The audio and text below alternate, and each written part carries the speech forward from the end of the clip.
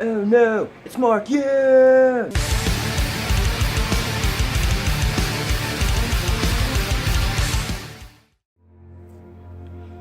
Hey, what's up guys, it's Mark Yoon, and I'm here today with my episode 99 review of Dragon Ball Super. The episode's titled, Show Them, Krillin's True Power. Alright, let's start off with part 1. So, obviously from the last episode we recapped that, a universe was destroyed, and we start off with everyone being shocked. Everyone's rightfully so shocked. An entire universe was just obliterated. How many umpteen planets with sentient life and people and families and friends and loved ones are just blinked out of existence?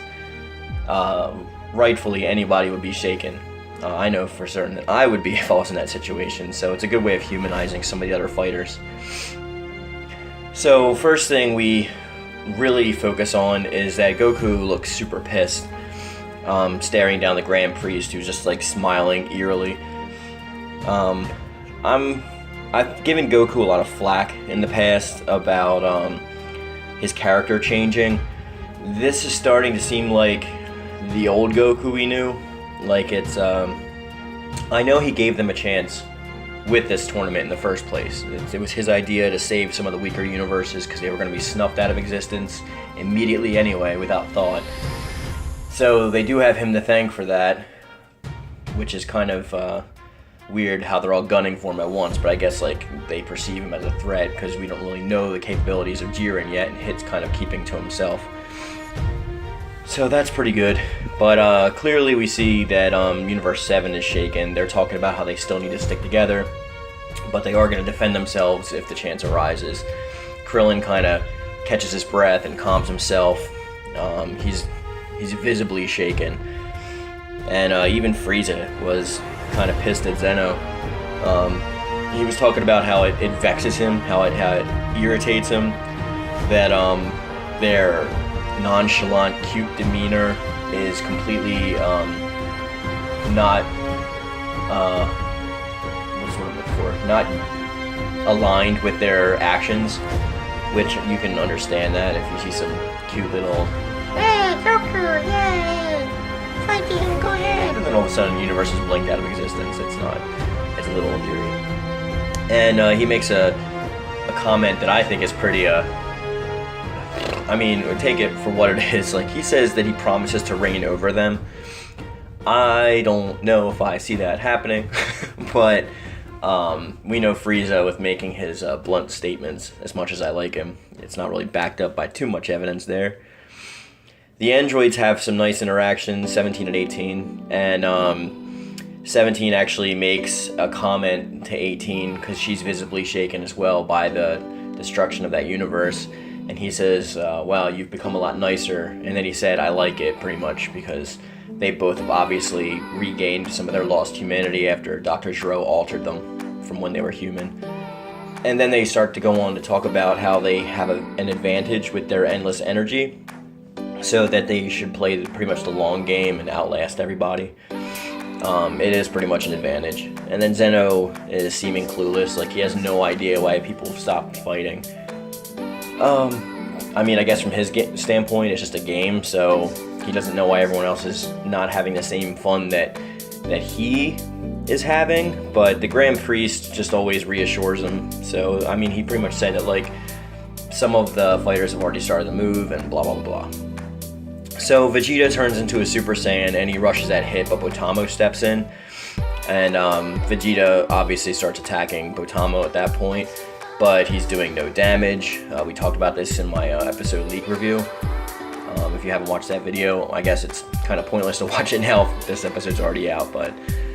So he's doing no damage, and he's just like doing his punching thing, and he's a Super Saiyan. And it's not really doing anything at all. But then he grabs Botamo's arm, and it looks like he's gonna throw him like was done in the pre-tournament, the exhibition match. And Botamo states, that's not gonna work on me again, and Vegeta was like, yeah, I know, and he like ties his arms up like a pretzel. It was pretty funny. And he picks him up and proceeds to walk towards the end of the platform, but is stopped by Vegeta, who kicks him and kind of stops him from being thrown off. Vegeta makes a really funny joke when he's like messing with Botama. When he's like got him overhead, he's like, I want to take a break, and he says something along the lines of like, the hell with your break and your mom too, which was really funny. We like Vegeta throwing out mom jokes. But anyway, so I thought it was funny. I actually laughed out loud, and I don't often do that. So then we got, I forget the dude's name, but we're gonna call him Bird Dingus because he's such a yin. He's so corny looking. But anyway, so Bird Dingus attacks Universe 7, and this is when we get that speech from Piccolo how they need to stand their ground, but they also need to fend off any oncoming attacks. So I'm sorry, still laughing at the Vegeta thing. So Krillin does his Kienzen thing, but he does a variation on it, and it's called Triple Blade Kienzen, which I thought was interesting. So he pretty much does a Destructo Disc, and it turns into 3. I mean, we've seen him do similar things before. I think he did it in the Frieza saga. But anyway, so he just named it Triple Blade. And then Roshi follows up with a Kamehameha, and Bird Dingus goes off the platform. So bye-bye Bird Dingus, you're done. Anyway, Vegeta tries insulting Vegeta at the behest of Beerus, because it worked obviously in the exhibition match, so why wouldn't it work now? But Botamo jumps on his back and like covers his ears, and then they talk like they fused, but all he's doing is like covering his ears, and I think Vegeta actually points this out. But like Botamo's like, "We're Botamagetta," and he starts like talking like they're fused. It's really funny. But so then it cuts away to Android 18, who's actually beating the crap out of this like wolf dude. His name's Shosa, and he gets beat up pretty bad. And then like he plays dead, and then surprise attacks her. He like kind of hits her in the air, and then does these like kind of seemingly endless energy blasts that are kind of pushing her back towards the edge of the platform. So it's not really damaging her per se, but just kind of incapacitating her so that she could be knocked off. But Krillin jumps in and saves his wife, and that's kind of a cool moment of Krillin looked pretty heroic at that point. And then after the break, after the intermission, we have Krillin and 18 doing a new attack that they apparently practiced before. I call it volleyball key, so I don't know what it's actually called, but they pretty much do a double attack from 2 sides. It's like a pincer attack, and they start like pushing these, like, I guess a powerful ki blast back and forth, playing hot potato with it pretty much. And then yeah, so that was kind of cool. And then Shosa gets knocked off. He's done too. He gets knocked off the platform, and Beerus is cheering, which is really nice to see that Beerus is like cheering on his team and actually wants them to be successful, which, I mean, obviously he's going to be blinked out of existence as well. I'd be super cheering too. I'd have a little skirt, pom-poms and everything. But then this fox dude attacks Krillin. His name's Majra, and he's wearing this like kippo, this like I think like Chinese style martial arts gi. His eyes are closed, and it's like really long. It's kind of like the poison dude from Street Fighter 5. His outfit looks like, I forget the guy's name. But he attacks Krillin, and then 18 and ends up saving Krillin.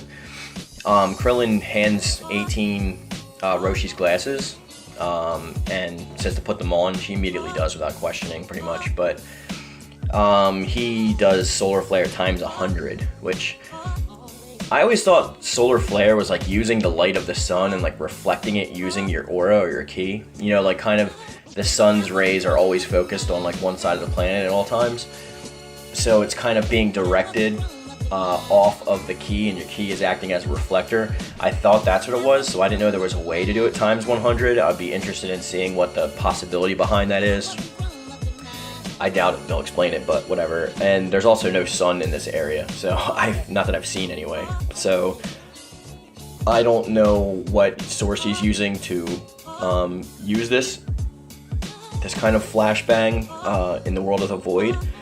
Maybe it doesn't come from the sun. Maybe it's like their ki that's shining so brightly it blinds the nearby. I have no idea.